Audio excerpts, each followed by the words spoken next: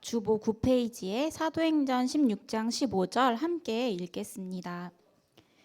그와 그 집이 다 세례를 받고 우리에게 청하여 이르되 만일 나를 주 믿는 자로 알거든 내 집에 들어와 유하라 하고 강권하여 머물게 하니라. 아멘. 이번 주 강단 말씀은 캠프 집중의 비밀이라는 그 말씀을 주셨습니다. 그래서 제가 붙잡은 거는 캠프 집중의 비밀은 깊은 기도 속에서 성령 인도 받는 것이 캠프 집중의 비밀이구나 깨달았습니다. 미리 본 루디아인데요. 루디아는 여제자였습니다. 그리고 하나님이 예비한 제자였죠. 그 전에 창세기 3장 15절 여자의 후손이 뱀의 머리를 상하게 하겠다.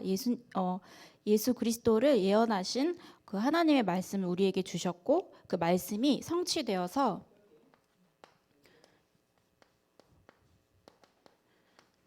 십자가에서 우리의 모든 죄를 대속하시고 그 피로 우리를 씻어주시고 또 하나님 자녀 삼아 주셨습니다.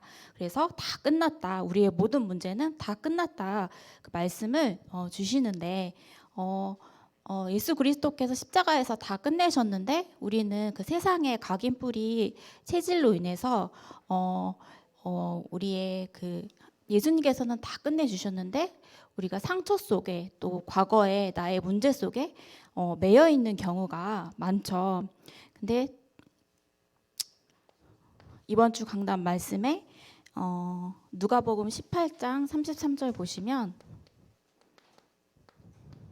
예수 그리스도께서 부활하셔서 그들은 채찍질하고 그를 죽일 것이나 그는 3일 만에 살아나리라 하시되 그리스도께서 3일 만에 부활하셨습니다. 그래서 영원히 지금 이 시간도 우리와 함께 하시죠. 그래서 위드 임마누엘 원리스로 지금 이 시간 또 예배드리는 이 시간 내가 현장에 있는 이 시간 우리와 영원히 함께 하시죠. 그래서 그 비밀을 부활하신 예수 그리스도의 비밀을 날마다 우리가 붙잡고 누려야겠습니다.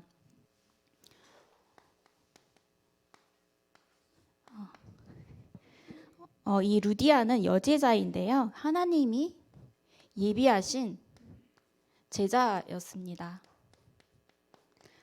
그래서 루디아의 이름의 뜻은 생산이라는 뜻인데 이 루디아가 하는 일과도 공교롭게 맞죠. 그리고 이거 이름을 제가 보면서 제 이름이 은혜잖아요. 근데 저랑 딱 맞는 것 같더라고요. 이베드로 장로님께서 제 이름을 지어주셨는데 이 이름을 저는 들을 때마다 나는 진짜 하나님의 은혜가 필요한 사람이구나 라는 것을 이렇게 매일 들으면서 생각을 해요. 그리고 저희 학교에도 은혜라는 이름이 한 4명 정도 되더라고요. 그리고 올해는 저랑 성도 같은 이은혜라는 사람이 또 1명 들어왔더라고요. 그래서 매해 은혜라는 이름이 들어와요. 그만큼 많은데 제가 제 자신을 볼 때마다 너무 연약하고 그리고 제가 뭘 할 때마다 새로운 일을 할 때마다 부들부들 떨어요. 막 심장이 막 계속 뛰고 그래서 막 손도 떨고 그래서 그 경희정누님한테 나는 무슨 일만 해야 되면 이렇게 손을 떨고 가슴이 뛰냐고 이렇게 얘기를 했는데 진짜 나는 하나님 은혜가 필요하구나. 하나님 은혜가 없으면 나는 살 수가 없구나. 그래서 이 복음을 나에게 주신 것이 너무 감사한 거예요. 만약에 내가 복음을 몰랐으면 어떻게 됐을까? 이렇게 연약한 내가 아마 엄마에게 받은 그런 영적인 문제가 또 대물림 돼서 제가 또 평생 영적 문제로 고생하다가 죽을 수밖에 없겠죠. 근데 예수 그리스도께서 저희 주인 되어 주시고 저를 인도하여 주시고 세밀하게 성령께서 역사해 주시는 것을 보면서 연약한 거랑 상관없이 그리스도께서 나의 배경이 되어 주시는구나. 그래서 나를 인도하시는구나. 그거에 대해서도 굉장히 감사하더라고요. 그래서 승아는 승리하는 아이고 또 시연이는 시연케 하는 자잖아요. 그래서 그 이름대로도 하나님께서 쓰시더라고요. 그래서 그 이름이 성경적인 이름이 아니라면 성경 속에서 나에게 마음이 담기고 또 그 정말 좋아하는 그 이름 있잖아요. 그걸 붙잡고 나의 인생을 살아가면 되겠죠. 그래서 이 루디아는요, 유럽 최초의 성도였습니다. 하나님께서 예비하신 여제자였죠. 그리고 수공업의 중심이 되는 두아디라 출신이었습니다.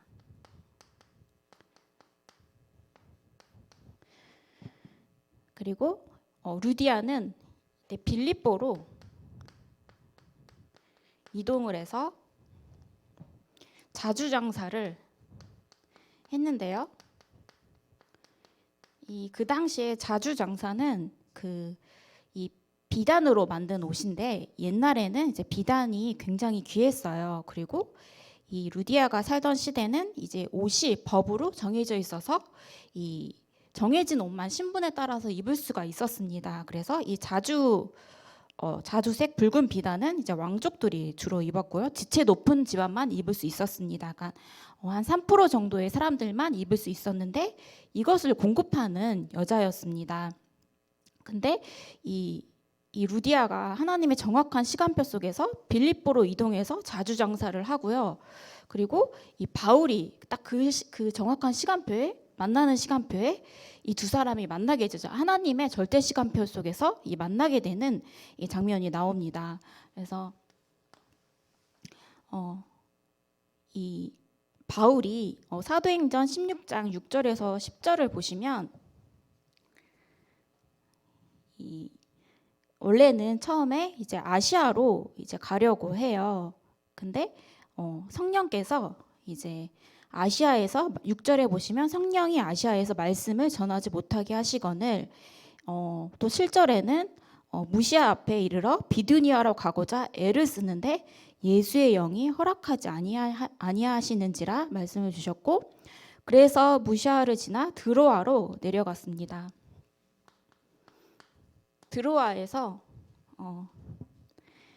밤에 엄청나게 집중 기도를 한 거예요.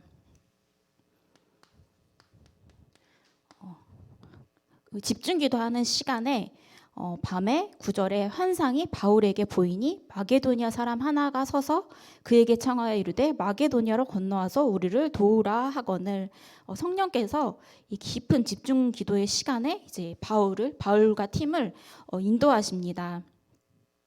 그래서 10절에 바울이 그 환상을 보았을 때 우리가 곧 마게도니아로 떠나기를 힘쓰니 이는 하나님이 저 사람들에게 복음을 전하라고 우리를 부르신 줄로 인정함이라. 그래서 성령께서 인도하고 계신다는 것에 대한 정확한 확신을 가졌습니다. 깊은 기도 속에서 이제 확신을 가진 거죠. 그래서 성령 인도를 정확하게 받는 바울이었습니다. 그래서 간 곳이 이제 빌립보 지역이고 빌립보의 마게도니아 지방의 성에서 이제 수일을 유하게 됩니다. 13절에서 14절을 보시면 안식일에 또 이 바울 팀이 우리가 기도할 곳이 있을까 하여 이제 기도하러 기도처를 찾다가 이 강가에 모인 여인들을 만나게 됩니다. 이 강가에 루디아가 있었죠. 그래서 14절에 이 자색 옷감 장사로서 하나님을 섬기는 루디아라 하는 한 여자가 말을 듣고 있을 때 주께서 그 마음을 여셨다라고 말씀을 주시죠.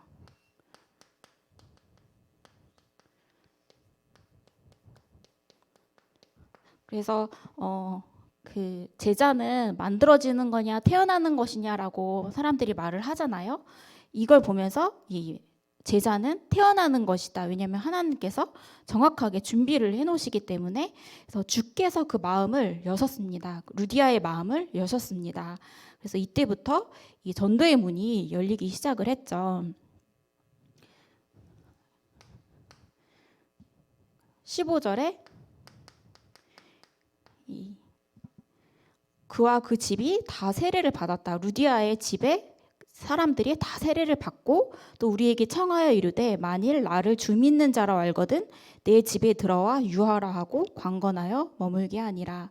바울 팀을 나의 집에서 머물라. 그래서 예배 장소로 내어놓고 또 미션홈 장소로 이 전도자들이 머물 수 있도록 장소를 제공했습니다. 이 자체가 이제 하나님께서 택하신 제자였죠. 예비된 제자였죠. 그래서 바울에게 붙이셨습니다. 이후에 일어난 일은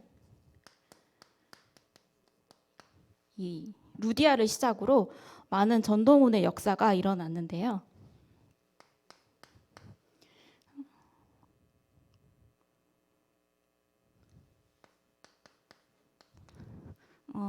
16장 16절에서 18절 보시면 우리가 기도하는 곳에 가다가 또 기도하다가 성령의 역사를 이뤄가게 되죠.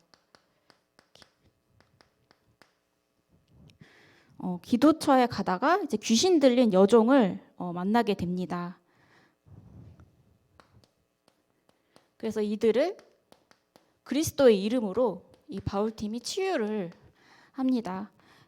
그래서 이 귀신 들린 여종이 치유를 받으니까 이 귀신 들린 여종을 통해서 이 수익을 돈을 벌고 이 엄청난 재산을 불린 사람들이 이제 난리가 난 거예요. 그래서 이 바울과 바울 팀을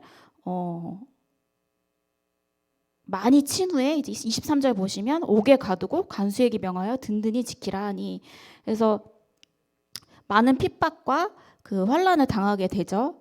그래서 결국에는 이 감옥에 갇히게 되는데요. 이 감옥에서도 이 간수장과 이 가족들이 구원을 받게 됩니다. 바울이 가는 곳마다 이 구원의 문이 열리고요. 우리가 봤을 때 문제와 사건이라고 하지만 이 속에 하나님의 정확한 구원의 계획과 역사가 일어나게 됩니다. 그래서 이 공통된 것이 기도하다가 기도처에 가다가 제일 먼저 하나님 앞에 성령 인도 받는 그 기도를, 이 집중 기도를 시작했습니다. 그래서 바울은 이 기도하지 않고는 절대로 움직이지 않았죠.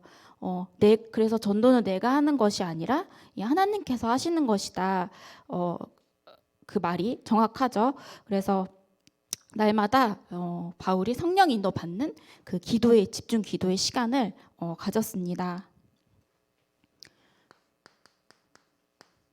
그래서 결론은 정말 그리스도를 깊게 누리는 깊은 기도 속에 우리가 있어야겠습니다. 그 깊은 기도 속에서 이 말씀을 매주 주시는 강단 말씀과 또 내 묵상을 통해서 하나님께서 나에게 주시는 그 말씀과 또 중요한 성령 인도가 있잖아요. 그래서 이거 말씀을 따라 가는 것이죠. 우리의 방향을 알려주시는 그 한 주 동안의 강단 말씀을 통해서 주시는 그 말씀을 정확하게 붙잡아야 우리가 성령 인도 받을 수가 있죠. 그래서 이 속에서 주시는 만남을 통해서 하나님의 절대 계획을 발견해야겠습니다. 그래서